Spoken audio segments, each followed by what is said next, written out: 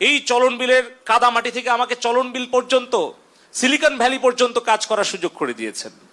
আমার যে দায়, আমার যে ব্যর্থতা, সেটার দায় এবং দায়িত্ব আমি নিজের কাঁধে নিয়ে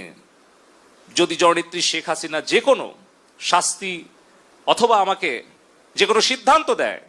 সেটা আমি মাথা পেতে নিয়ে আমি বঙ্গবন্ধুর আদর্শের সৈনিক হিসেবে, জননেত্রী শেখ হাসিনার কর্মী হিসেবে, আওয়ামী লীগের একজন কর্মী হিসেবে আমার তরুণ প্রজন্মের কাছে যদি আমার কোনো ভুল ত্রুটি হয়ে থাকে, আমি করজোরে প্রকাশ্যে আমি ক্ষমা প্রার্থনা করছি। এবং এই ইন্টারনেট ব্যাহত হওয়া, এই সোশ্যাল মিডিয়ার গুজব প্রতিরোধে ব্যর্থ হওয়া, এই সকল কিছু দায় এবং দায়িত্ব, ব্যর্থতা আমি নিজের কাঁধে তুলে নিচ্ছি এবং যে কোনো সিদ্ধান্ত আমি মেনে নেওয়ার জন্য আবারও প্রতিশ্রুতি আমি সকলের সামনে দিচ্ছি। আমার দলের নেতাকর্মীরা, আপনারা সকলে ঐক্যবদ্ধ